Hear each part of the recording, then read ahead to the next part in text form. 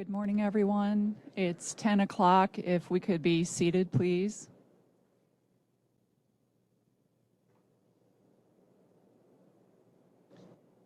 Good morning, everyone. I'm going to pass this over to Trent to let him take care of our housekeeping items first, and then we'll get started. Good morning, everyone. Nothing new. We'll just go over logistics once again.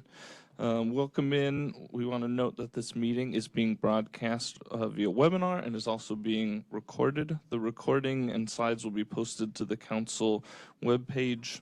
Only members of the committee will be able to unmute themselves if you're virtual. For those who are virtual, please turn your computer cameras off unless you are speaking. For everyone online and in the room, make sure to identify yourself before speaking. And if you have any technical issues, please call the ADWR help desk at 602-771-8444 or email tickets@azwater.gov. And one other question I've heard a couple people ask, the documents in front of you, the proposal, the alternative path to designation proposal is the same one you were emailed and is online. We just wanted to give you a hard copy. And then there's the build to rent proposal, which we'll also go over in this meeting. And then finally, I'll just do roll call before we get started. Like usual, unmute your microphone. Let us know if you're here or an alternate or participating online. Patrick Adams. Brenda Berman. Good morning, Laura Grignano. I'm the alternate for General Manager Berman. Cynthia Campbell. Present. Doug Dunham. Here. Kathy Ferris. Present. Representative Gail Griffin. Present. Spencer Camps. Present. John Kamik. Leslie Myers. Present. Joe Olson. Present. Clark Princell. Present. Robin Sahid. Present. Joe Singleton. Here. Senator Priya Sundaresan. Warren Tenney. Present. And Sandra Watson. Ken Burns or Sandra Watson. Thank you. Okay, again, good morning, everyone, and welcome to the Assured Water Supply Committee meeting. Thank you all for taking the time to be here and participate in today's meeting. I'm Carol Ward. I am Assistant Director for Planning and Permitting here at the Department of Water Resources. Our apologies, Director Bushatsky could not join us this morning. He is out of town at meetings. Also want to let you know that ADWR staff joining us today at the table are Emily Petrick, Deputy Counsel, and Ben Alternator, Legislative Liaison. And I would like to pass the microphone over to Patrick Adams and I'll let him make a few comments first. Sure, thank you, Carol. Good morning, everyone. Welcome to the 6th Assured Water Supply Committee meeting this morning. Just 5 months ago, Governor Hobbs charged this group with responding to the assured water supply challenges that have arisen in central Arizona over the past few years. And since that time, all of us here have been part of many robust discussions on many different policies and subjects related to this challenge. Now, last week, we saw a change in some of the Governor's Water Policy Council membership, but there will not be a change in the task of this group and the work of this committee and council. And that work will continue through the end of the year and through the next few years as well. Now today we have an exciting opportunity, an exciting agenda to advance ideas that were only made possible by the creativity and collaboration of the stakeholders around this table and the collaboration of all of you on this committee. Now while we certainly have more work to do, I would like to express my appreciation for the work of this group and ADWR staff that has gone into getting us to this point today. Now these are some of our most pressing policy issues. And it's through collaboration of the type that we've seen in this committee and in this group that is going to lead to real water policy solutions. So with that, I'll turn it back over to Carol Ward, and I'm looking forward to today's presentation and discussion. Thank you. Thank you, Patrick. All right, if we can move the slides forward, thank you. So this is our agenda for today. I will quickly review the committee's objective and guiding principles as I have at the outset of every one of our meetings. We'll have discussion today of the alternative path to designation proposal and the build to rent proposal. And then we will wrap up with next steps and closing remarks. Next slide, please. And if we could advance once more. So this is the objective for the committee to review and make recommendations for updates to the assured water supply policies, legislatively, administratively, or by executive action to address the challenges revealed by the modeling projections. Our deliverables are policy recommendations that meet the objective and the principles of this committee, and our focus is the development of high-priority, well-constructed proposals, keeping the timeline in mind, and we are making great progress in that regard. Our principles. Proposals must protect the strength and the integrity of the Assured Water Supply Program. Proposals should enable future growth without reliance on mined groundwater.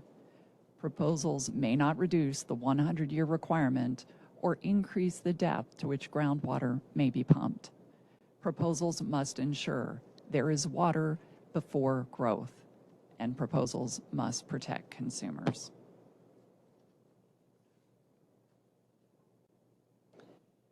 So given our timeline, we are currently focusing on building proposals that have the most potential to bring to completion by our December deadline.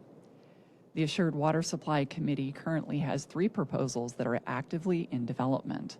Today, we will focus on 2 of these, the alternative path to designation and build to rent. This committee has raised other concepts, and I want to be clear that those ideas remain options for discussion and development as the council and committee continue their work after December. In particular, we've heard from the stakeholders here that unreplenished industrial water use, ag to urban conversion, retiring grandfathered rights, and commingling are of interest. These ideas have already been discussed, and some ideas to address them have been proposed. I want to assure you that we can return to these for further discussion and development. I appreciate the committee's focus on developing a few high-priority proposals in these first months. It sets an example of what we can continue to accomplish moving forward. One more. Okay, thank you. So at the last Assured Water Supply Committee meeting, there was significant support expressed for the alternative path to designation of assured water supply, or what we're calling the ADAS concept. In follow-up to that meeting, ADWR has continued to have discussions with stakeholders, answering questions, and continuing to solicit and to receive feedback. And that feedback continues to be positive. We are currently working internally and with CAGRD and with other stakeholders to explore and analyze considerations that will assist us in completing the details of this proposal as it develops further. We have recently alternatively called this a concept and also a proposal. And it seems that we have arrived at a point where this can, in fact, be considered a substantive, high-level proposal that meets what this committee was tasked to do, to review and develop recommendations for updates to assured water supply policies to address the challenges revealed by the modeling projections. That brings us to today's objective.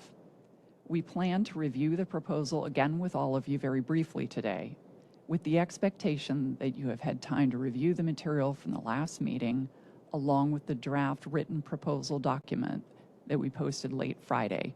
As Trent said, you have a copy of that at your seat. That draft document mirrors the presentation that was made at the last meeting, with minor edits to improve clarity. We thought that it would then be helpful to share with everyone the questions we have received from since our last meeting and the answers we have provided. We'll respond to any additional questions the committee may have and have further discussion. The questions and answers will be helpful for better understanding the proposal as it stands at this point and to understand what additional details we'll need to work through. And that in turn will help support the discussion of our next steps, which will follow. There's a lot to cover this meeting, and we also hope to discuss the build-to-rent proposal and the next steps for that. So I'll be watching the time, and I'll ask you all to be mindful of it as well. So with that, let's get to it. So purpose of the ADOS proposal.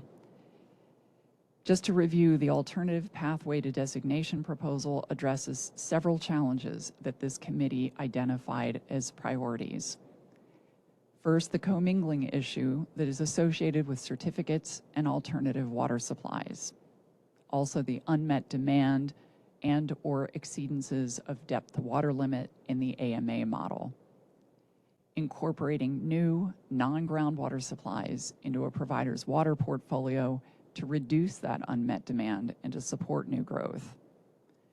Facilitating near-term growth while future infrastructure is under development, and creating a long-term benefit to the aquifer. As we've noted previously, the ADOS proposal overcomes significant barriers that have impeded providers from becoming designated. And this includes legacy groundwater use from subdivisions that predate the assured water supply rules or uses that fall outside of the definition of a subdivision. Limited renewable supplies and historic barriers to cost recovery for the expense and effort of securing renewable supplies and applying for designation. Similar to when the original assured water supply rules were promulgated, the ADOS proposal allows providers to transition from reliance on groundwater to renewable supplies under a designation, including certain exemptions and groundwater allowances.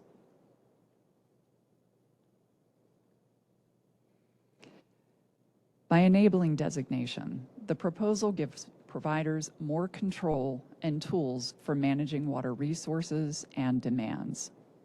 One of the notable outcomes of this proposal is that it addresses unconstrained pumping that is not subject to the Assured Water Supply Program, eliminating the expansion of new unreplenished uses within the service area of the provider.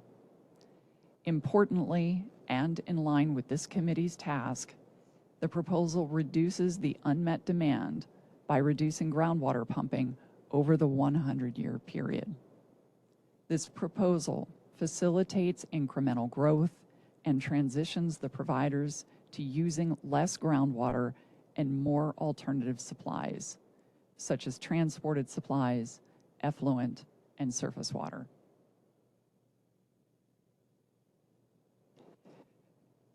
So just to briefly overview the concept again.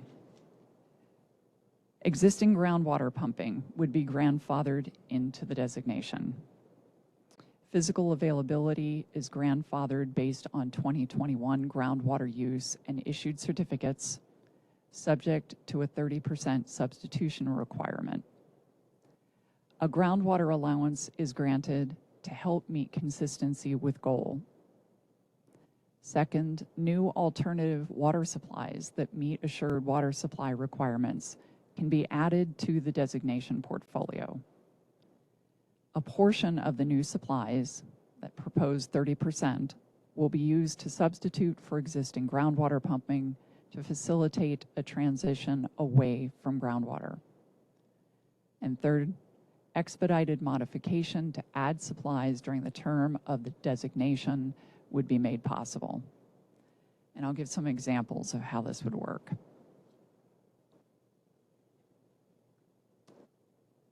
Thank you, Trent.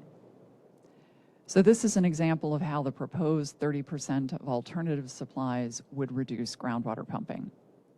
In this hypothetical starting scenario, an undesignated provider would begin with 2,000 acre-feet in unbuilt certificate demand. They deliver 8,000 acre-feet of groundwater in 2021, and they delivered 10,000 acre-feet of groundwater to non-assured water supply pre-1995 uses.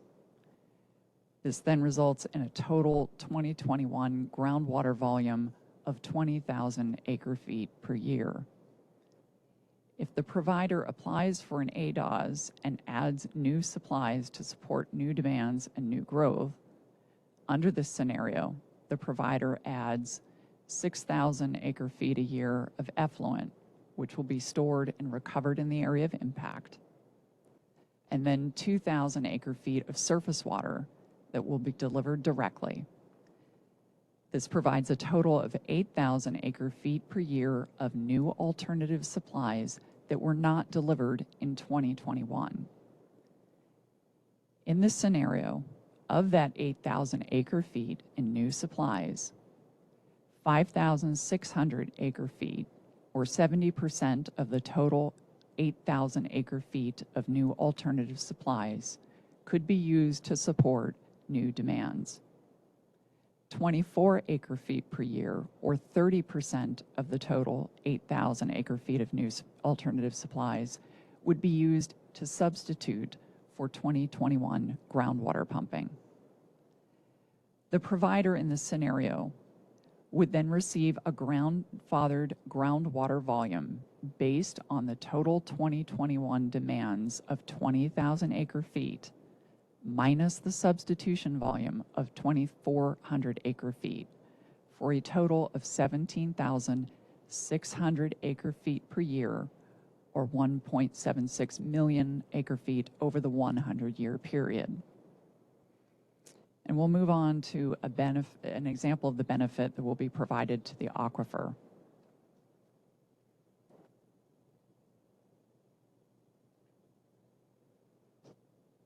Momentarily.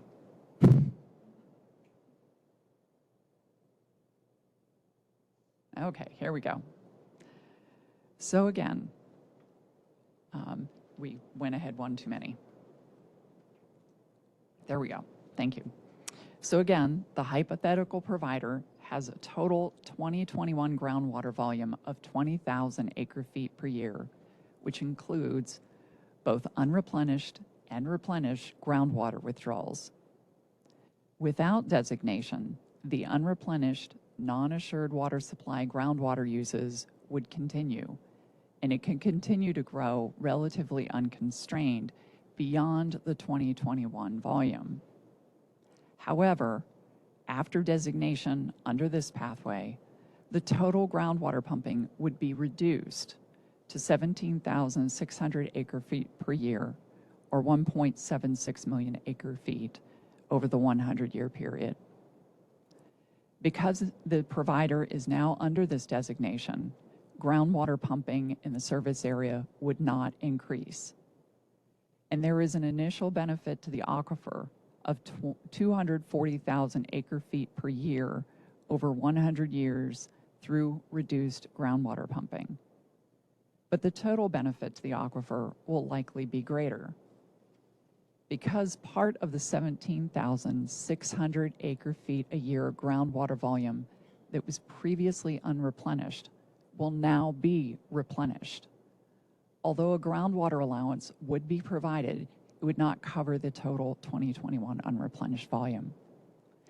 And if new alternative supplies are added on an expedited basis, this will further reduce the 17,600 acre-feet per year groundwater volume. And I'll go through one more example to illustrate the timeline for how this could work with an expedited modification that would add additional new supplies. So I know this is a little bit small, but in the initial period, to the left-hand column, the provider would become designated under this alternative pathway, thus resolving the commingling issue. The provider would then be able to add new alternative supplies to their portfolio. New growth is approved on 70% of that new alternative supply.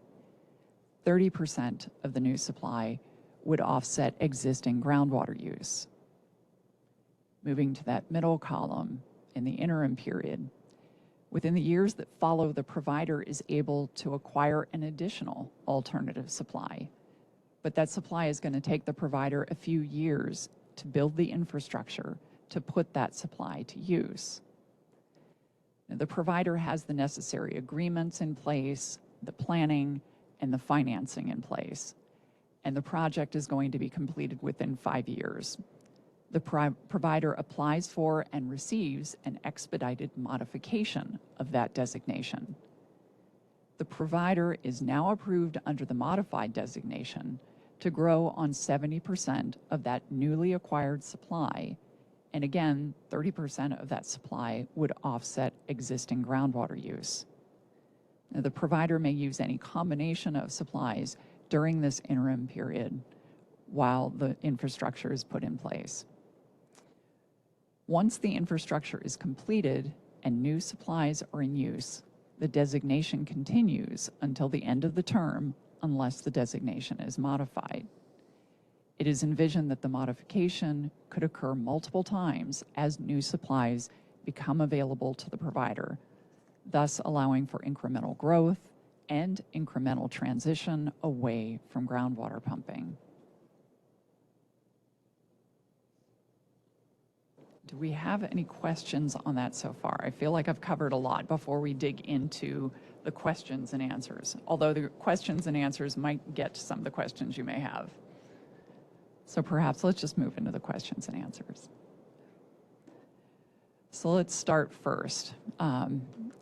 So concerning existing groundwater demands, we have a question. When ADWR grandfathers in groundwater for purposes of physical availability, is that reflected as an annual rate of pumping or as an absolute quantity of groundwater? Well, both. ADWR's typical designation orders identify the volume of groundwater associated with the designation as both a 100-year volume and as an annual average. For example, 1,000 acre-feet of groundwater, or an average of 1,000 acre-feet per year over 100 years. This does not limit the volume of groundwater or any other water supply that the designated provider would be permitted to use in any single year. The intent of this proposal is that the grandfathered groundwater volume included in the designation would be treated in the same manner as the groundwater volume in any other designation, except that it is subject to further reduction when new alternative supplies are added to the designation. Additionally, like other designations, any groundwater used in any 1 year must be made consistent with the management goal. Let's go to the next question.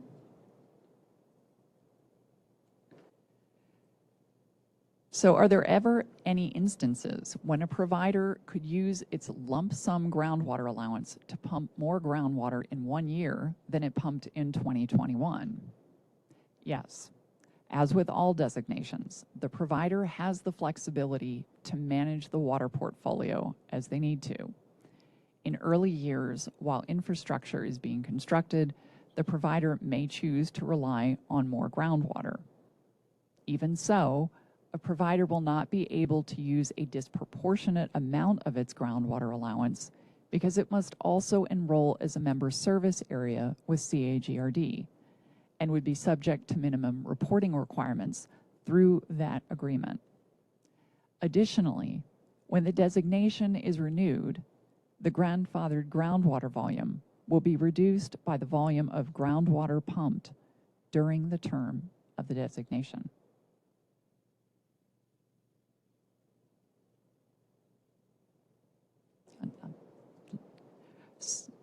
Can you move forward, Trent? Okay, there we go. Thanks. If physical availability is expressed as an annual rate of pumping, does that mean that a provider would be limited in how much groundwater it could pump each year, regardless of its lump sum groundwater allowance? No. A designated provider may decide what combination of supplies it will serve in any 1 year.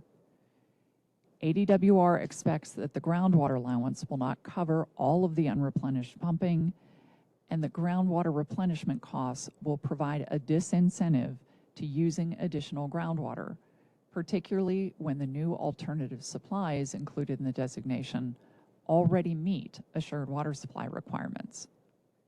If a provider used more of its 100-year groundwater volume in any 1 year, that volume would be subject to consistency with management goal requirements and replenishment.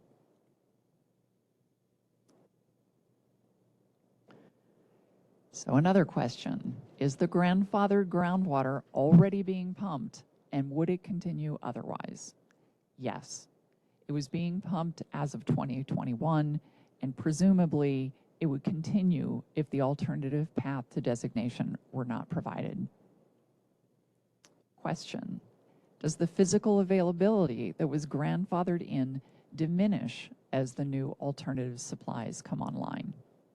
Yes, 30% of the new alternative supply volume must be substituted for the grandfathered groundwater use. The grandfathered groundwater volume would be reduced by the 30% volume. The alternative supplies can then be used however the provider chooses. This will facilitate the transition to reduced reliance on groundwater. Next slide. So does that then mean that the 30-70 split means 70% of the new water supplies must be used to serve new growth? If so, that could raise challenges or questions about how the water provider manages their water systems. Or is the intent that the 30% of the new supply would be used to reduce groundwater pumping, and the provider could utilize the remaining 70% of the new supply however it chooses to do so within its system? Yes, a provider could choose to use more of its new alternative supplies for existing uses.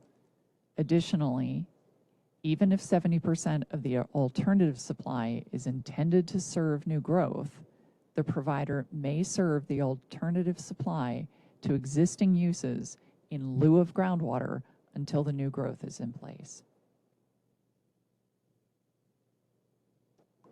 Would the 30% substitution factor be applied to surface water supplies if they were already being served in 2021? No, the 30% applies only to new alternative supplies, including surface water, that were not served in 2021. A portion of the new supply, proposed at 30%, is to be used to substitute for the existing groundwater in the designation. Please clarify that the 30% of the new supply is accounted towards the grandfathered groundwater pumping and not the groundwater allowance. Is that correct? Yes, the 30% of the new supply would be deducted from the total grandfathered groundwater volume. So next question, what was the reason to choose 30% for the groundwater allowance? Well, the intent is to strike a balance between the desire to support new growth and the need to reduce existing and approved groundwater uses in the long term to protect AMA residents from unmet groundwater demands as otherwise projected in the model. So that 30% is still being evaluated. Yes, Warren. Just the 30% is talked about in the amount of the new supply that must then be, 30% of it goes to the groundwater. To offset the existing groundwater uses, yes. So I'm wondering if the question might be incorrect in that the 30% isn't referring to the groundwater allowance, it's referring to the reduction of using the new supply to help reduce the overall grandfathered groundwater. Yes, I believe that's correct. So I just thought that was an important Sorry if that wasn't clear. to clarify. So question, is there a point when 30% of the alternative supply is no longer directed to offset groundwater pumping? The 30% requirement would no longer apply once a provider could qualify for a designation under the traditional designation rules, which would mean that the provider is no longer using groundwater or the model no longer shows unmet groundwater demand. Cynthia? I just have a question about that. So as an example of that, if someone who came into this type of designation had as part of their current portfolio a number of certificated subdivisions, and as they add new sources of water and 30% of those sources are used to offset groundwater pumping, I'm assuming when you say they qualify for a traditional DAWS, that those certificates would be considered as legitimate groundwater pumping and would not have to be offset additionally by the 30%. True? Going to let Emily answer that. So this is Emily Petrick with ADWR. So when we say it would qualify for a designation under the traditional designation rules, that would mean that all of the demands that they would include in their application could be met under our existing rules for physical availability. So if they could meet all of their demands with alternative water supplies, then they could likely qualify under our existing designation rules. If they had any groundwater that was needed to meet their demands, the only other way they could include that groundwater under the existing designation rules would be if the model no longer showed unmet groundwater demand.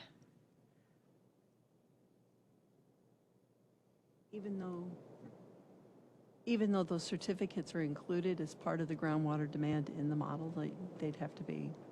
Yeah, any groundwater that would be included in the designation, and this would be with any provider, would need to be demonstrated as physically available under the current assured water supply rules. Yes, Doug. So if I could summarize, basically you'd be coming in with a new designation and you're starting off from scratch on reproving up your groundwater physical availability under the new modeling conditions. Yes. Okay. Or you can demonstrate that your demands can be satisfied with the alternative supplies that you have.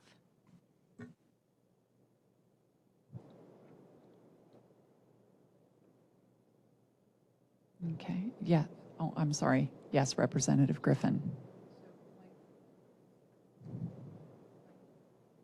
My understanding then would be new development would have to come in with 130% of their water. Is that what I'm hearing? No. 30% more if they're using 100% of their water. No, I think what you're thinking, so they're supposed to be, with the new alternative supplies that they're bringing online, 30% of that water is being applied to some of their groundwater use that they're already serving. So a new development coming in, wanting to use 100% of what they need, they're only going to get 70% use of that, so they need another 30%. Is this only in the alternative water? Could you explain to me what those are? And is this just for the state of Maricopa that have Colorado River water? This would be any circumstance where you have an AMA with unmet demand. So Douglas and the other, Prescott and the other ones would apply as well? No, they don't have unmet demand. So right now we're showing unmet demand in the Phoenix AMA and the Pinal AMA. Are we going to revisit the unmet demand that I've requested? And we do have an individual that's, I think the question was, will you reevaluate that if we have a property owner that's willing to count the water on his land, their land, and reevaluate that unmet demand? Are you going to respond to that? I'm not familiar with what you're talking about specifically, but if in terms of any request to consider pumping locations, Yes. We've just asked that that whoever has that information contact David McKay with our Assured Water Supply Program with that information so that we can evaluate it and Okay, put the model. To that point, we did send you a letter with name, and has that been forwarded to him, or do I need to forward it to him? representative, so we have planned to have a meeting with that individual. And I've coordinated that with the other member who was on that letter. Okay, good, thank you. Certainly. So again, this proposal would be enabling the potential for adding additional supplies and enabling additional growth moving forward, despite the fact that we do have unmet demand in the model because of the way this proposal is constructed and because it does offset some of that unmet demand. So we're actually finding a path forward to enable the ability to continue to grow. And if we're able to use a different location for those wells that were in that report, Well, right now, we would have to we could certainly look at the location of the wells. Again, this individual just has to have that meeting with David McKay, and our staff will evaluate that. good, thank you. Okay, let's see. I think we were on the final question on this slide. As a water provider brings on new supplies, would it be appropriate to consider the 30% amount decreasing overall, or at least use a smaller percentage for the next supply of water? Well, this is something that at this time, DWR has not considered decreasing the 30% amount because the goal here is to reduce reliance on groundwater. Next slide. What is the mechanism to ensure that the provider does obtain a new supply? What will prevent the provider from just developing on groundwater and relying on the CAGRD? Is it assumed that increasing CAGRD costs and other motivations will be enough of an incentive for the provider to seek their own supplies?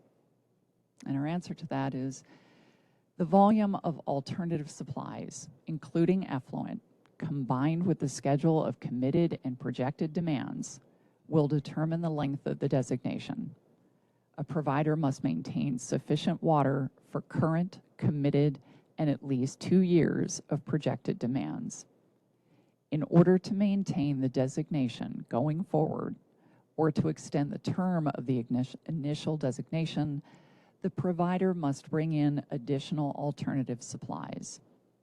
That being said, the increasing costs of CAGRD replenishment and limitations on groundwater availability are already incentivizing providers to seek those alternative supplies. Next slide. So before we move on, additional questions, if you have any, we would be happy to take those. And we appreciate all the questions that we have gotten so far in follow-up to the last meeting. Yes, Kathy. That was a deep breath. Yeah, because I know you've explained this before, but for some reason, I'm having a really hard time between the grandfathered groundwater, and the groundwater allowance. So on the first page of this summary, down under overview of the proposal, the second paragraph, second sentence, grandfathered groundwater can be used in the interim period before supplies are delivered. I think that should be allowance, but somehow I think I'm wrong. So will you explain that to me? I understand that's a bit of a struggle, and I'm going to let Emily explain that one. It might be easier to think of it in terms of the grandfathered groundwater volume is for purposes of physical availability in the designation, demonstrating physical availability. And then the groundwater allowance would help the provider to meet consistency with goal for the groundwater included in the designation. What you're reading probably could also just be groundwater. I think that the intent there was just to explain that this would really work in the same way as it works for existing designated providers, which means assuming we include the supplies in the designation, they meet the assured water supply requirements. If there's some additional on-the-ground construction occurring, a provider can choose what combination of supplies it's going to serve in any one year, including potentially serving more groundwater in any one year. When it uses more groundwater or groundwater in any one year, that would need to be made consistent with the management goal, so which would mean it's groundwater allowance and replenishment. Okay. I think I understand. Thank you. Answer yes, go ahead. Under this policy, if I understand correctly, new growth can't happen until alternative supplies are secured. So is that safe to assume no new growth will happen until those supplies are secured? Yes. The second question is that because groundwater can't be used under the ADOS proposal because it's physically not available and we've identified the unmet demand, why can't existing designations continue to use groundwater even though that's not physically available and there's unmet demand? Can somebody just explain that to me? Well, I think for existing designations, we would not approve additional groundwater in the designation under the current model. But there is a statutory and now rule provision for providers that have existing designations where we do not review the physical availability of groundwater included in their existing designation, minus the amount that they've used. Is it safe to say that since existing subdivisions in a non-designated area have unmet demand, that those existing subdivisions that exist in designated areas that are served by the Phoenix AMA also have unmet demand? Could you rephrase that again? I'm not sure I understand the question. So the conversation, and you can clarify this to me if I've got it wrong, but existing subdivisions that have been approved in, say, Buckeye, have unmet demand. All right? Is it safe to assume that a subdivision in a designated provider that already exists today, also that is served by groundwater from the Phoenix AMA, also has unmet demand? The Phoenix AMA model shows that there is unmet demand throughout the model domain. So then explain that to me. If they can continue to use groundwater to serve those existing subdivisions, but we can't under a new area that would be proposed under the ADOS, how do you reconcile that? There is a statutory provision that states that ADWR does not review the physical availability of groundwater for existing designations. No, I understand you're prohibited by statute from reviewing that physical availability, but shouldn't that be looked at?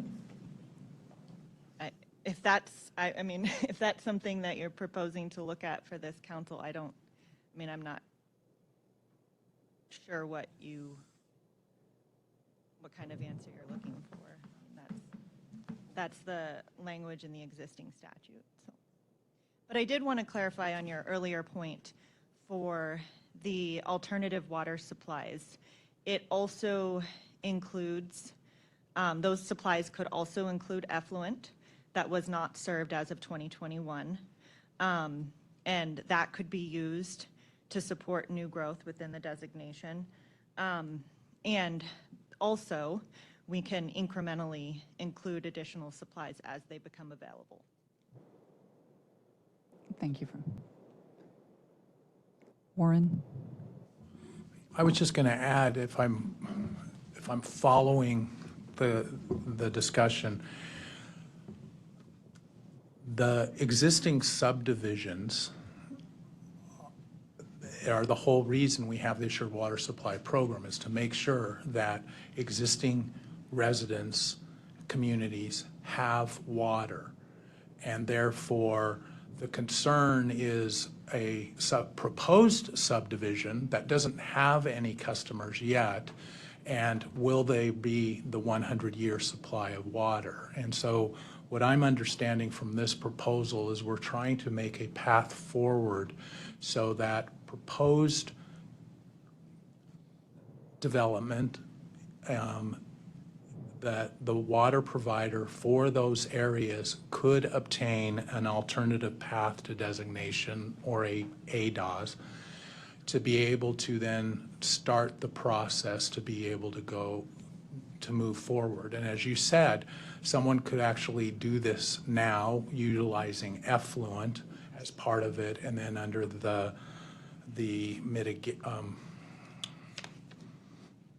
modification could then be applied rapidly. I'm sorry, I'm forgetting the term you used, but expedited, that's a good term. Let's use that. So expedited modification would then be able to keep things moving forward rather than getting slowed down. So to me, this seems like we're trying to, that it's creating a framework to allow us to be able to keep moving forward, still based on the premise and on the principle that you need to show that you have water for the residents that you're developing for. Yes, in line with the principles that were laid out for this committee. Yes, Doug. If I get some specifics on, you mentioned effluent use. So you mentioned earlier that existing surface water use 2021 is the dates, are not subject to the 30% offsets. On effluent, we are producing effluent today. We are currently serving that, let's say it's to a golf course. That was not included in the original certificate that was issued. But because it's being served in 2021, that could be counted as service under the new transitional DAWs and not suffer the 30% hit. However, the effluent that I'm currently, say, storing to bring that in, would that take the 30%, or would that also be grandfathered in? It's not being used yet, other than we're storing, which I would consider a use, but. I think that if it was not served in 2021, we would look at it being substituted. But the thing about that is that also means that we would include it as serving demands beyond 2021, new demands as well, or future growth, for example. So we could bring that supply that's currently being stored as to support the new designation. So in rolling that into the new designation, does it take the 30% hit? Mm-hmm. It does. Yes. Okay. Yes, Spencer.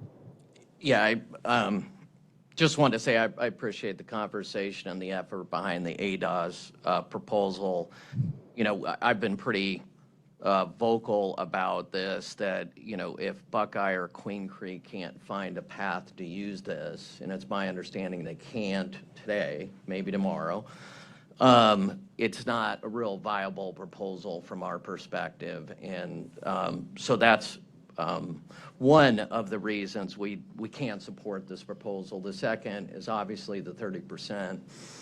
We've been obviously upfront with everybody that that's a concern. We don't think it's fair or good water management to ask homeowners, future homeowners who, and ultimately current to some degree, that since you paid for the replenishment cost and your water cost, and quite honestly now your effluent cost, that you also pay for 30% of a program to reduce the reliance on groundwater, which we support, but residential subdivision has replenished since 1995. They're not the reason there's an unmet demand. There are other uses that aren't held to that standard of for sale housing. And now asking that same land use to bear a higher burden of that cost, I don't think is fair. We also have concerns about the legality of it, and I think that's been articulated in these meetings before. And it kind of, you know, to some degree defies common sense, where an industry such as for sale housing has held to such a high standard of 100 years and replenishing their water, that now they must even go further under this proposal as I read it, and if I've got that wrong, you can tell me I have, but as I read it, we'll be obligated to secure 30% more water than we need to help fill the hole we didn't create. Then lastly, I don't think it recognizes that there are no alternative supplies. I was just talking to a couple members over the last couple of weeks about when the Hark water would be available, and you get anywhere from 3 years to 6 years. We don't know when it's going to come, and if we can't even agree on when that water is going to be available, that means that growth will not happen for the period of time. Forget all the mechanics that need to go and to happen for that water to be available in Buckeye. Forget the time frame it takes to get approved under this ADOS. I mean, that's a lot of time, and as I've articulated in the past, we have, over $1 billion invested in the Hassayampa Basin that's just sitting there. It's getting turned to other uses. Some people read those news articles, and timing's an issue, and I don't think that is being considered enough. I think in it some of these is, conversations. Spencer. I think timing is being considered. I think that's one of the reasons that this committee has been encouraged to work as quickly as possible to find creative solutions. And this is innovative, and it is, I think, practicable. I think this is feasible. And what we've heard from providers, including Buckeye and Queen Creek and EPCOR as well, is that this looks like a path forward that they could utilize and in the relative near term to help move forward. It doesn't mean that this is the be-all and end-all. We have work ahead of us yet to do above and beyond this. But this is, I think this is, as I said, a feasible, implementable proposal that could make an impact in the relatively near term. And I appreciate that. I really do. And I think there's no doubt that Buckeye may someday become a designated provider. The component that I'm trying to stress that I don't think is understood is there's no other available water supplies to be used under an alternative designation that would allow growth to continue in a timely manner. That's the missing piece. And if you got water in your pocket and you want me to know about it, let me know. well, I think we're hearing from Doug already that there is effluent potentially available, and those additional water supplies are being worked on. This is a proposal that could be ready when those water supplies are secured. Yes, Cynthia.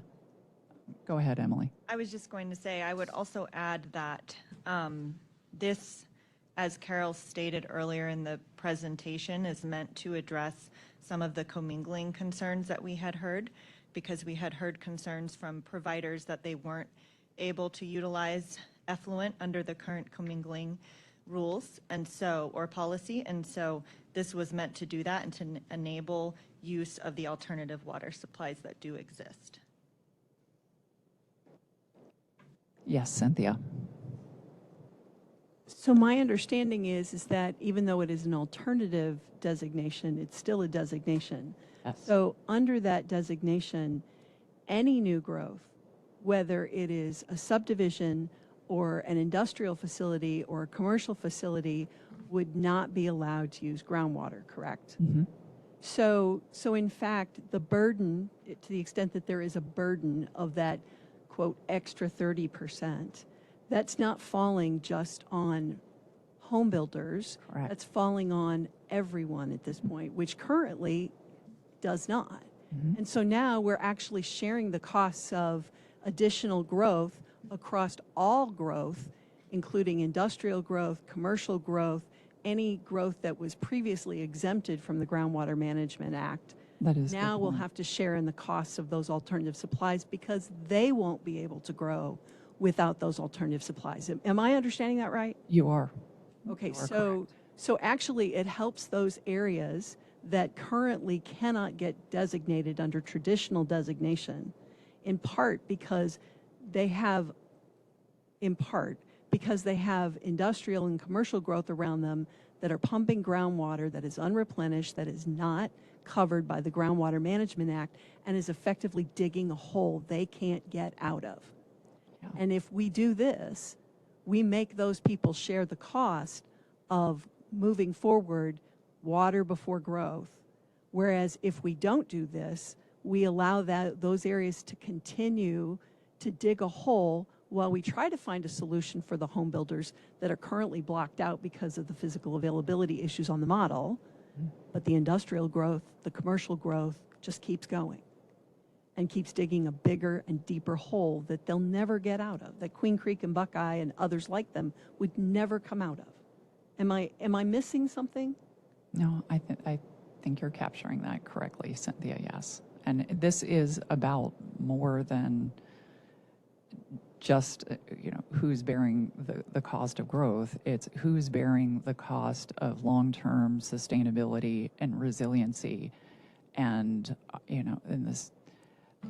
the ability for our economy to keep moving forward. This is a shared interest of all of us in the AMA. We all need to support that long-term success.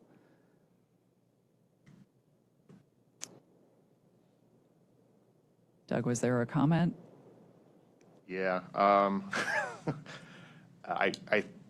would agree with Cynthia's comment that this will be, you got to think of this as system-wide. So all of those other uses that will be coming in, building bottling plants or whatever in my service area, that will continue unabated.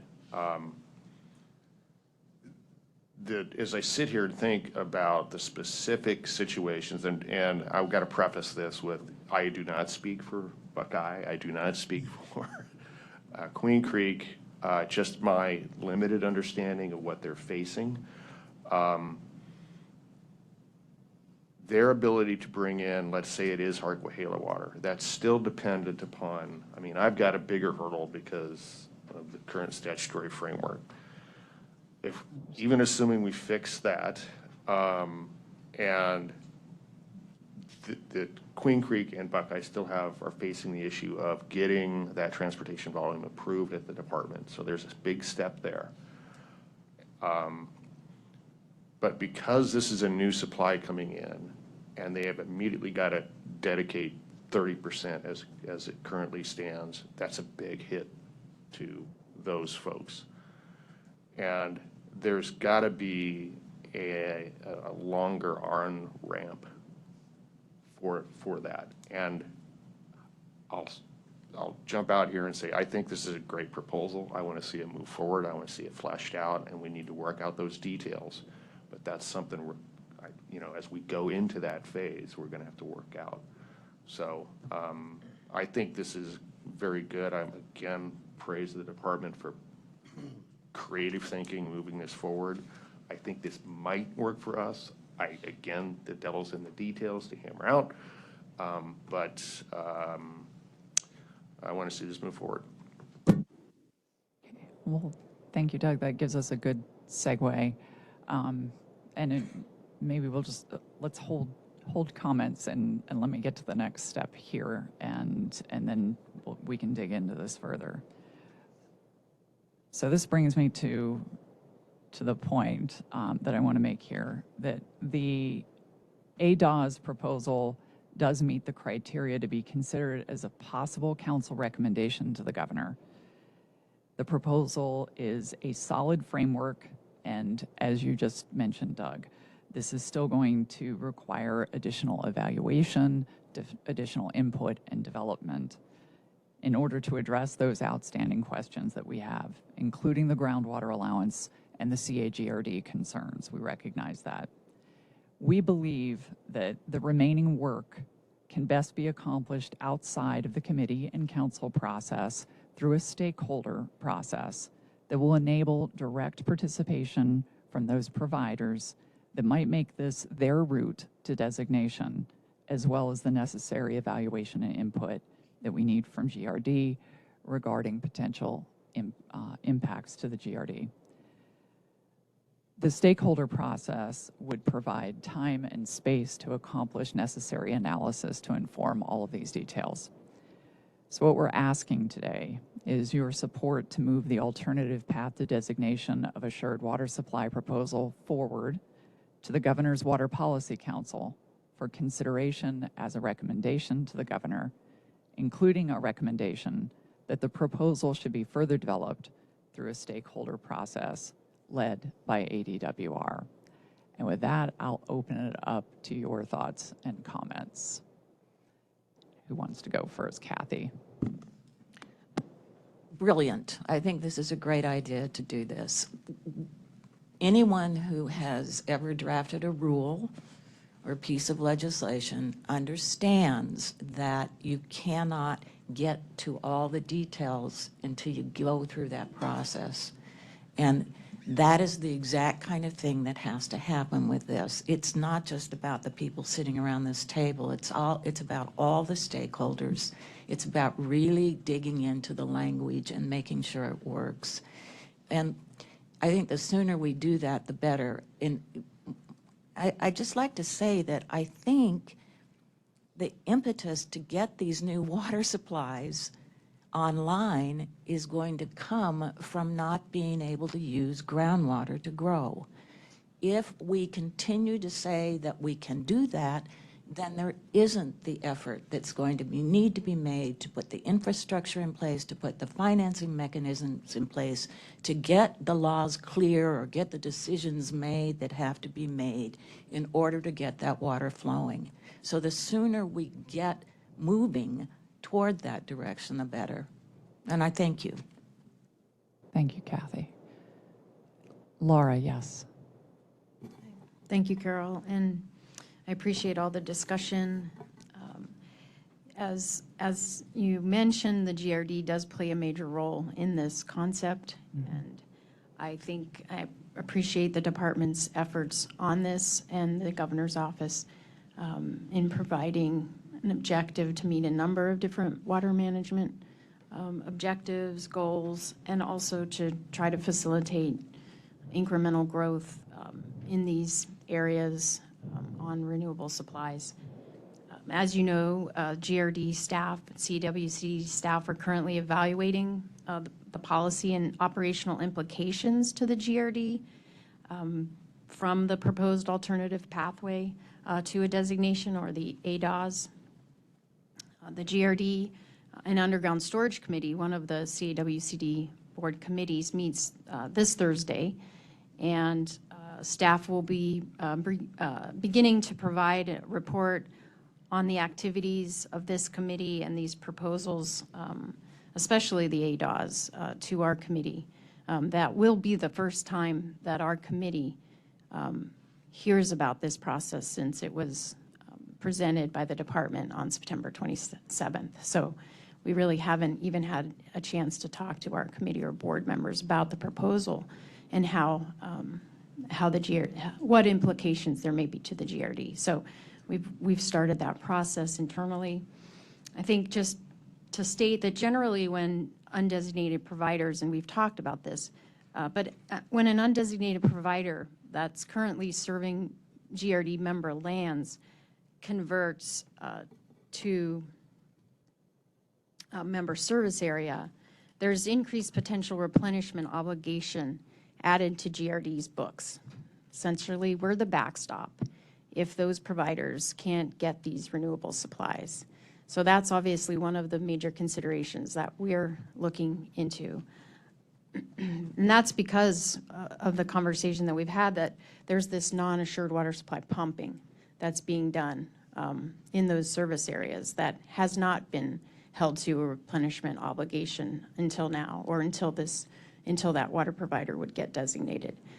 That includes the legacy pumping, the pre-95 pumping, as well as existing and new commercial pumping, which Cynthia brought up. So it could continue to grow. It will continue to grow.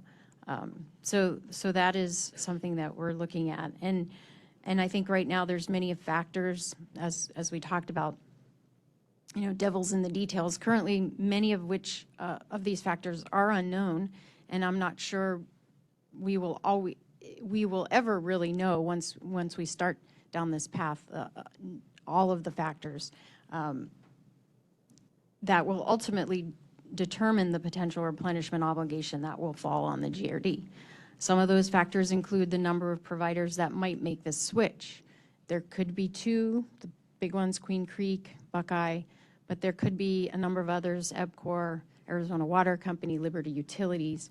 Many of those providers currently serve member lands. So there could be a fundamental shift in GRD obligation from member lands to member service areas.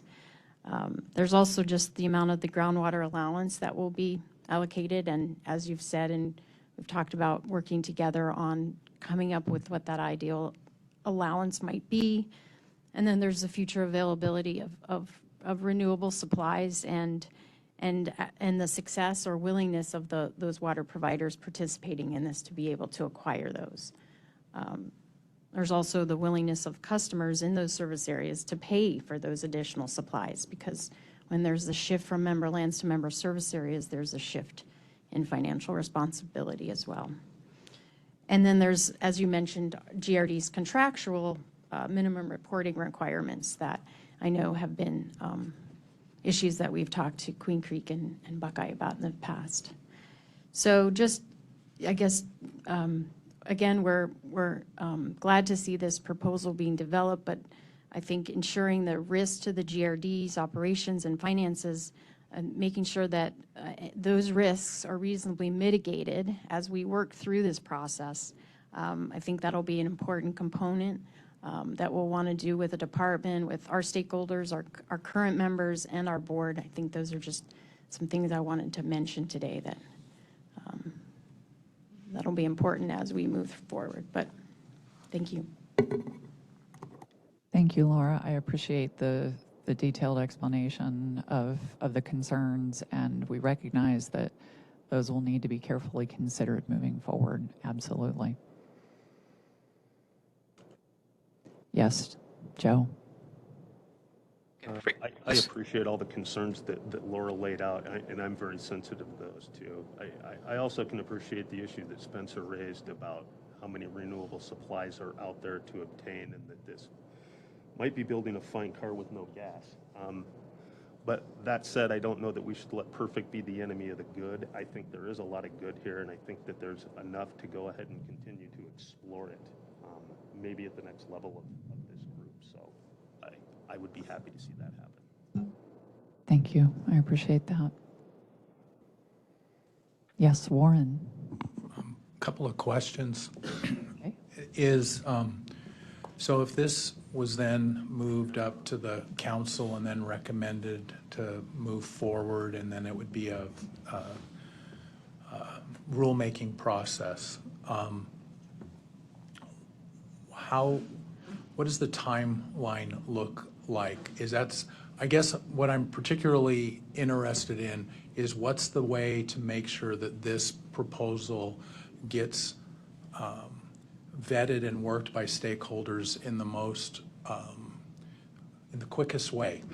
And the reason why I'm concerned about that is because I think it's really important that if we are able to say that there is a path forward and it's clear to be able to do that, then I think the efforts to then make sure that it works. In other words, if I don't know what my path forward is, why should I go out and get new supplies of water? And so I guess I'm just interested first in about how this would look, and is this something that would be immediately started, or is it something that's going to wait a while?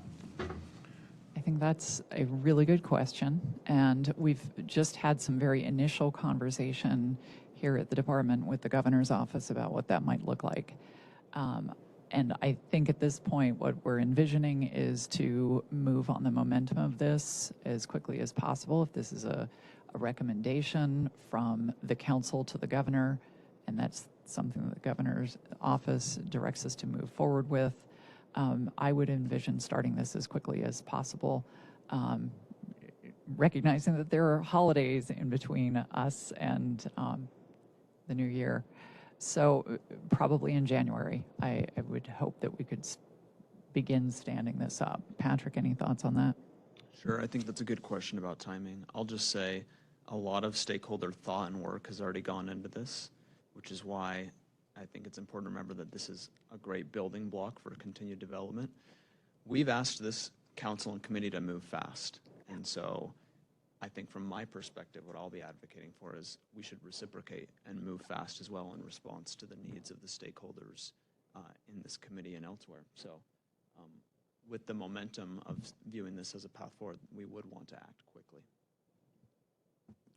And then if I just may add, I could see a benefit of working this in a rulemaking process is that it does provide that opportunity to bring in more of stakeholders and get more input. As was mentioned earlier, clearly Buckeye and Queen Creek getting their input on this would be important. There's still questions. I mean, everyone keeps saying the devil's in the details, the risk to, and the additional risk that this may or may not place on CAGRD, as well as looking at what the groundwater allowance ends up being and how that all plays out. Those are two big areas that certainly we need to work hard on to find resolution for. But I can see some benefit, or see quite a bit of benefit of being able to move this along. And as I stated earlier, I think it's important to start working on this proposal sooner than later, because I think it's important for us to be able to say, this is how we can keep moving forward with development in areas where it's paused. And it's doing it in a way that's consistent with the Assured Water Supply Program, which is certainly a big positive. Thank you, Warren. Yes, Representative Griffin. My 2 cents for whatever it's worth. I think the stakeholder process, hearing from more people of how this will affect them, I think is really, really important. I think it needs more work. I'm stuck on the unmet demand, new information that we have. The 30% issue is big for me. So I have serious concerns. I think it needs more outreach. Yes, Patsy. Patsy Osman from the Senator's Federation would like to see this move forward, but would ask that the stakeholder process include a more diverse group of environmental interests. Okay, thank you. Yes, Clark. Carol, we would be supportive of the process continuing to move forward. I think, as many have stated, bringing in additional interests, especially those two designated providers that we repeatedly keep discussing, maybe the ones that would administer this, would obviously be helpful. I would second Doug's comments about the focus on transition, especially as we try to grow sustainably while improving the health of the aquifer. The transition period, as well as the early years within the designation, we want to ensure that sustainable growth is occurring. So just focusing on that and finding ways to do that as we move forward. Appreciate that, Clark. Thank you. Thank you. Yes, Leslie. Thank you, Carol. I also agree that I think we should use the momentum that we have, move this back to the Governor's Water Policy Council with the recommendation that we go to a stakeholder process. Okay, thank you. Cynthia? The City of Phoenix also agrees with the majority of this committee that we should move this forward into a stakeholder process. Okay, thank you. Appreciate that. Anyone else want to weigh in? Sure, Carol. Yes, I was waiting Governor for... Lewis, just a moment. We'll get to the people in line. Sure. Just a sec. Yes, the Peel River Indian community, I think we're very pleased to see some concrete proposals coming forward and to see some building support for this.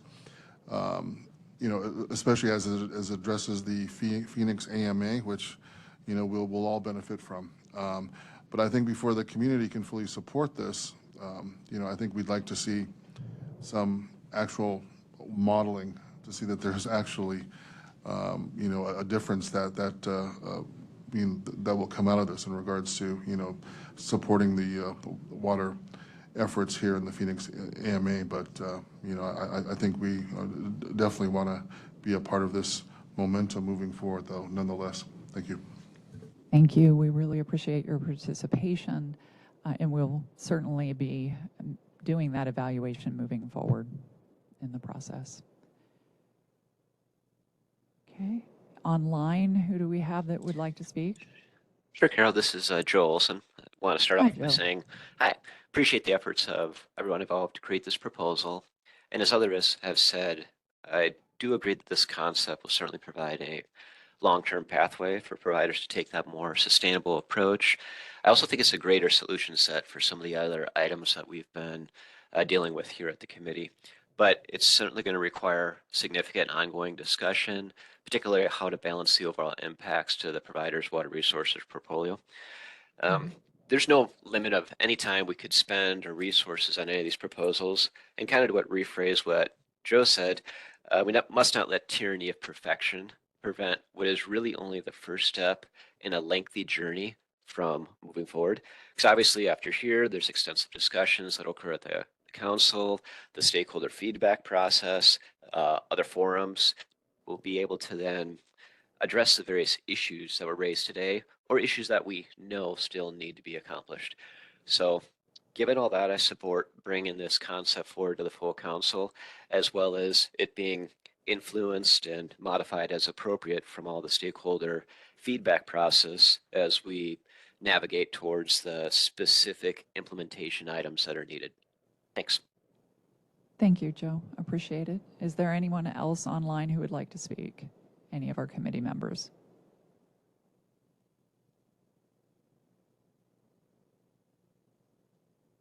Okay, hearing no one else online, are there any final comments in the room? Yes, Warren. I just want to add a voice of support to also any encouragement or recommendation or support that this committee and ultimately the council can give on the importance of Arizona as a state continuing to invest in water resources and infrastructure. I think we did a great start a year ago with the remodified or the modified Water Infrastructure Financing Authority and investing $1.4 billion towards resources and infrastructure. And I think it's just important that as we're working on regulations and policy that we continually communicate the need for developing those water resources. Thank you. That will be critical, certainly. All right, what I am hearing from this committee is a pretty strong support generally for moving this proposal forward to the council for its consideration. And we do understand and hear the concerns that have also been voiced. So those are noted. But thank you, everybody, for your very hard work in developing this proposal and for your willingness to move it forward and to continue working on it. This is a really positive step. And speaking of building on momentum, let's make good use of the rest of this meeting that we have today. And let's dive into the build to rent proposal. This is something that you've seen several times before. Ben is going to recap this and we'll take questions and have some discussion, and hopefully we'll be able to move this forward as well. Ben? Thank you, Carol, and good morning. As Carol mentioned, we provided some initial concepts for feedback from the committee at our previous meeting on this subject. I'll recap the challenges, the goal, and the proposal. And like the ADAW's proposal, we're looking for general agreement from the committee on moving forward these recommendations to the full council. As a reminder, here's how build-to-rent development is defined. These communities are single-family rentals, and as previously noted, the market has created this unique demand for this type of community as another option for renters without the commitment of home buying who do not want to live in traditional multifamily housing. These single-family rentals fall under the exemption from subdivisions as they are leased for less than 1 year or they are not subdivided into more than 5 lots.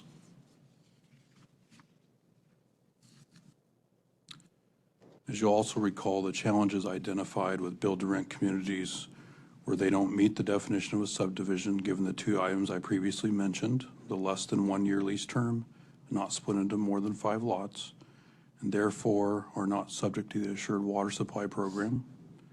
Yet in all other aspects, they are similar to a residential subdivision, including having common areas and other exterior water demands.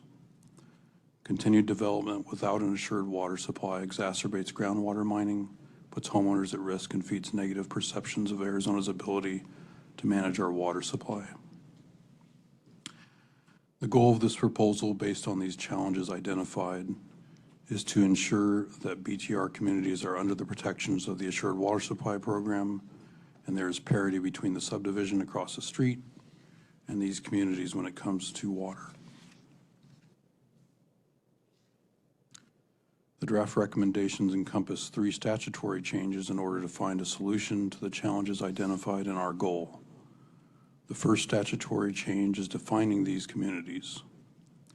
The proposal defines a residential lease community to differentiate these leased residential single-family units from other multi-family commercial rent options, and addresses the number of single-family housing units and specifies that the number of these units per lot or parcel is not a consideration.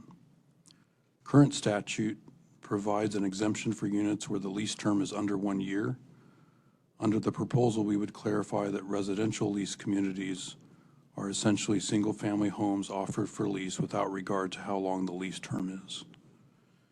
And lastly, under Title 45 in the Assured Water Supply Program, these residential lease communities would be viewed the same way as a subdivision, including where external water use, like common areas, et cetera, would be included in the water demand calculations. The second portion of the build-to-rent proposal would ensure that all applicable fees are paid to CAGRID if there is a replenishment requirement.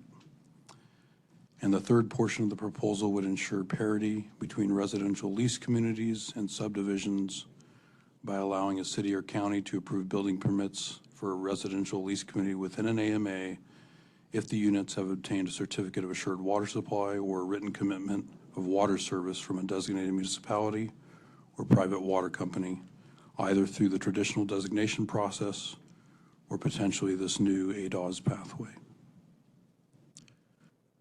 In our previous meeting and in written comment, there is general support for this goal and concept, with most comments noting the fairness issue of creating parity between subdivisions and BTR communities and ensuring that BTR communities are under the protections of the Assured Water Supply Program.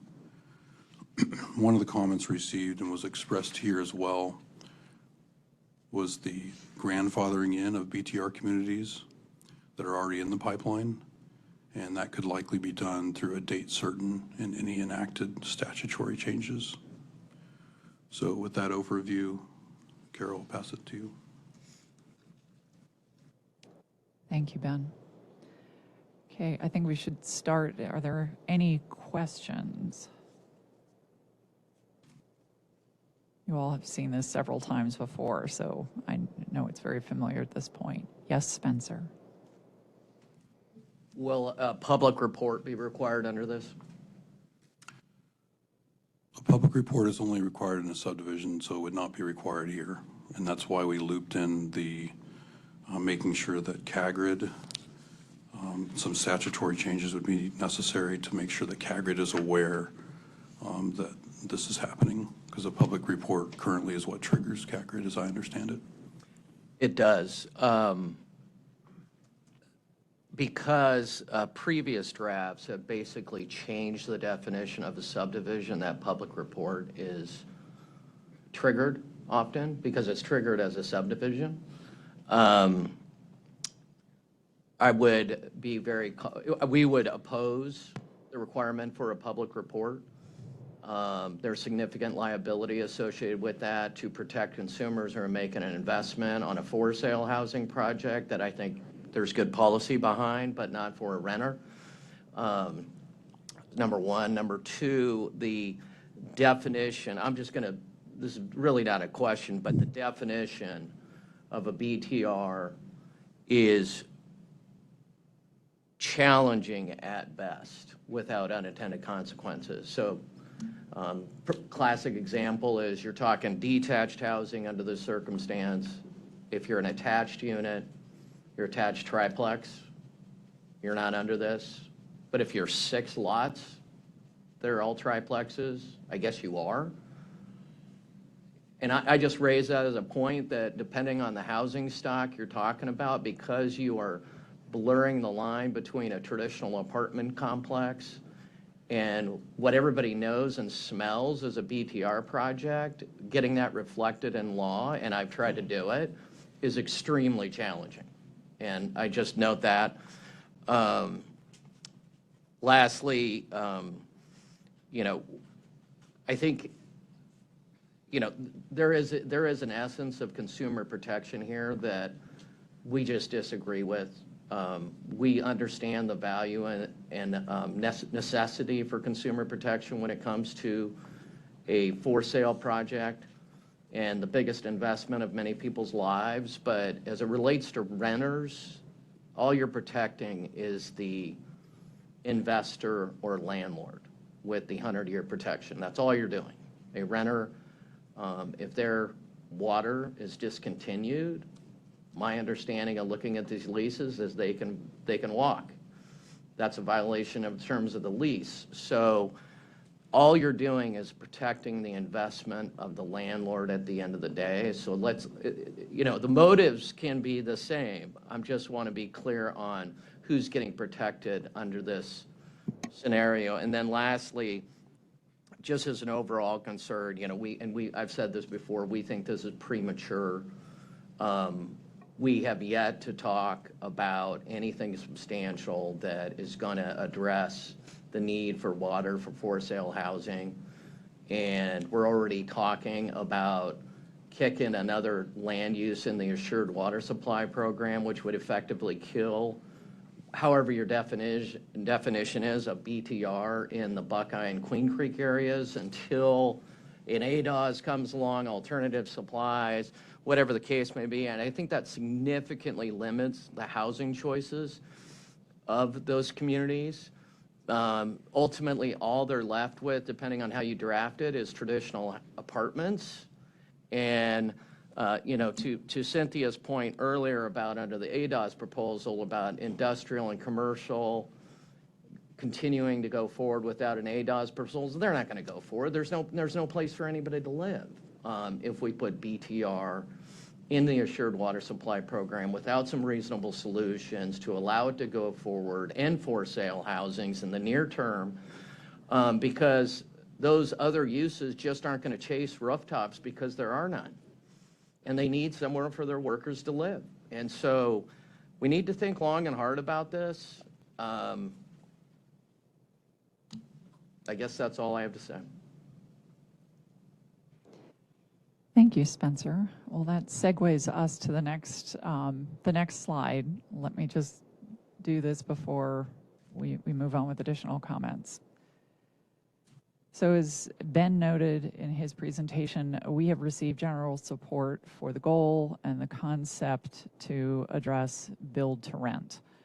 And most of the comments at our last meeting and in follow-up have been in support of creating parity between subdivisions and build-to-rent communities and ensuring that build-to-rent communities are under the protections of the Assured Water Supply Program. So this proposal was vetted extensively last legislative session and has been discussed at several of our committee meetings. It is a substantive recommendation that, as we said, meets the objective and the principles of this committee. And at this time, we will ask the committee's support to move the proposal for statutory changes to address build-to-rent challenges to the full Governor's Water Policy Council for consideration as a recommendation to the governor. And with that, Spencer already got us rolling with comments. So we're asking for your support, and let's hear from all of you, starting with Doug. Thanks, Carol. My only comment is that, you know, we've heard from the GRD during the previous TDOS or alternate DOS proposal of their concerns about additional burdens on the GRD. This just adds more. And while I appreciate the concept, there are the what we're trying to address here. Perhaps there's a way to try to tie in, if this is going to be a special creature, that maybe we can tie this closer to retirement of ag land, since that's been a goal out there of how do we encourage more conversion of ag land. That maybe retirement of ag land is tied to this more closely than just straight up and down GRD membership as a member land. Other than that, I don't really have any other comments.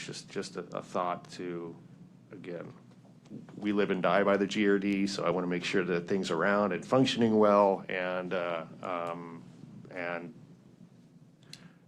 I'll just leave it with that. Thank you. I appreciate it, Doug. Cynthia. It really is more of a question back to Doug. Can you elaborate a little more on what you're thinking in terms of the agricultural conversion and BTR? Haven't really thought it through very much detail. Sorry, I wasn't trying. I just spend these meetings, and sometimes late at night, thinking about what do we do to encourage more ag conversion, right? And I just keep running into the same old walls. You know, maybe it's something more like the extinguishment credits, that this is, we'll retire the IGFR, and in that, whatever that volume is, that needs to be pledged to these, and then from an overall aquifer management perspective, that might provide some balance, start to address some of this unmet demand numbers, less burden on the GRD. That's about the extent of my thinking at this point.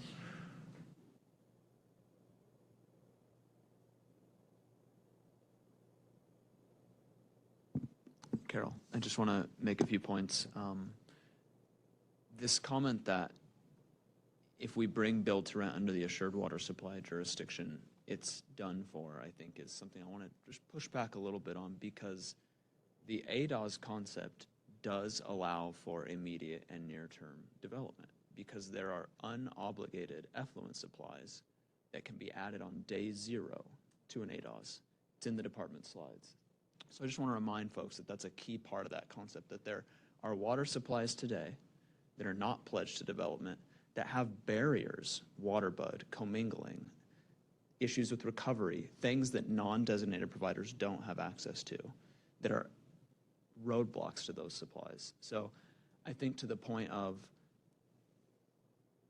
whether this dovetails with ag to urban conversion, a subject that the department brought up, is we would like to have more conversations about in this committee. So Doug, I appreciate that. This also dovetails very well with the ADOS concept in terms of this particular development offering is not going to be shut down by being brought into the Assured Water Supply Program, because we have that bigger, longer-term solution with the ADOS concept. So just wanted to share a little bit of that. Thank you, Patrick. I'm sorry, Representative Griffin, yes.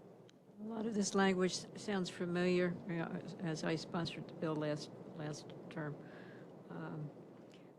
The fees, I don't think, is a problem. The public report may be. I'll continue working on it. I do have a bill file open already on it. And so with some tweaks, we might be able to make it work.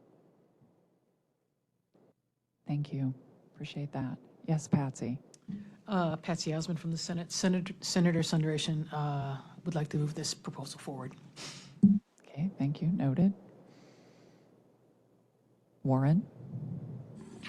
We've heard that right now the current pause on development outside of designated providers is hurting single-family sell homes, and that it's important to bring in, make sure that other things are also, other types of developments are included in the Assured Water Supply Program. This seems like a first step to being able to do that with the built to rent proposal, and I think it's something that we ought to keep looking at. The part that I get particularly concerned about is what happens in 10, 15 years when these owners decide that they want to sell these homes to then the renters that are there, and it can't happen at that point. And yet I'm sure at that point there will be pressure to make it happen. And therefore, I think it's important to try to bring this under the Assured Water Supply Program umbrella sooner than later to be able to protect the investments of the owners, but also of who I think at some point the eventual homeowners for these structures that might happen. And also just to add, the build to rent concept can occur and is occurring in designated providers area. They are able to, and therefore, just echoing what Patrick said, that another reason why it's important to move forward with the path of the ADOS. Okay, thank you. I appreciate that. Joe, I believe you had your hand up. Yeah, just a more technical point, since I spent a lot of my career down in the weeds with some of these details. The way this is written, where it says that we're talking about 6 or more detached residential dwelling units, I don't know mechanically what this would look like if we tried to enact it, but however it does, I would suggest that we tie that 6 number back to whatever number is considered the number in the subdivision definition. Because as Mr. Bowers pointed out to me once, it might change a couple of times in 1 year. And I think that we probably want it to be whatever that number is. Okay, thank you. That's currently what a subdivision is, 6 more lots. Yeah, to that point, that is what is. I'm aware that it is, and I also know there's a proposal we haven't had further discussion on yet where we were talking about possibly changing that number. And so I don't know if it just means changing this number every time that number gets changed, or writing it in a way where it rides along with it. To that point, hopefully that doesn't get changed. And to Doug's comment, when you sell a piece of property, 6 or more, you are a subdivider, and you will need a public report at that time. So that would kick in at that time. Yeah, I think what Joe was just suggesting is that instead of defining it separately here, refer back to that statute, and then whatever that statute says it is. That way you don't have to worry about having to fix related language within different points of the statute books. So with that, I would throw my weight behind Representative Griffin's proposal to move this forward as fast as possible. And I do agree that, but just like the alternate DAWs here, there are folks out there sitting on property ready to pull the trigger. They're stymied at the moment, so anything we can do to help move this process along, I'd be supportive of it. Thank you, Doug. Yes, Kathy. This is not an objection to moving it forward, but what Spencer said about this definition is troubling to me. And I do think we need to be really precise about how we're going to define this, because we know that things happen because it's not prohibitive, because they're detached, for example. You've got detached residential dwelling units. Now maybe we attach 5 together, and then another 5 together, and then you have 10. So I do think that's an important point, and I hope we spend some time really talking about that. Thanks. Okay, noted. Thank you. Any other comments? Clark, yes. Carol, I would stress the details matter, obviously, and, I think we all know in this room what we want to try to define, but how we do that in legislative language is obviously important. Then really stressing Patrick's point on a viable path forward for this alternative DAWs. This is more and more of an important product in the affordability equation, and ensuring that we can build this throughout the entire region is going to be incredibly important as the region continues to grow. So this being tied together with the first proposal, and that being in a way where those 2 providers can join it, is incredibly important. Okay. Thank you. Appreciate the comments. Thank you, Clark. Okay, anyone else? All right. What I'm hearing is a pretty strong support from the committee to move this forward to the council for their consideration. So we will do so at the upcoming council meeting. With that, I want to say that I appreciate everyone's patience and participation in identifying a few high priority items out of a field of what were many concepts for consideration, and for developing these ideas as quickly as possible. And as I said earlier, please do not feel that any of those ideas that have been raised otherwise have been dismissed. They have not. As we've stated here today, there is plenty of work yet to do ahead of us. We have more that we can develop. So moving these first proposals forward is demonstrating that this committee, the council, the governor and her staff, and ADWR, and all of those who have participated in this process are committed to thinking creatively, to doing the hard work, and coming up with substantive solutions and moving them forward. That work will continue. And the goal of the next Assured Water Supply Committee meeting will be to wrap up discussion and consideration of the Wildcat proposal and to begin discussion of other concepts. And those upcoming meetings are listed on the slide here in front of you. The next full council meeting is scheduled for Friday, October 27th at 1 p.m. And the following meeting of the council is tentatively scheduled for Wednesday, November 29th at 1 p.m. The next Assured Water Supply Committee meeting, as I said, is scheduled for Tuesday, November 14th at 10 a.m. And that brings us to our closing remarks. Patrick, do you have anything that you would like to say? Thank you, Carol. I just want to echo Carol's comments about this group has worked really hard in an extremely short amount of time to come up with ideas to respond to a very significant water policy challenge that we're facing. And we have two concepts here that are being advanced through the process. There's more work to be done, details to be ironed out, more stakeholders to discuss these concepts with, but we've set a foundation and laid a path forward for these particular concepts, and it's very promising. And I want to thank all of you for your contribution to this process. Okay, then that brings us to the conclusion of today's Assured Water Supply Committee meeting.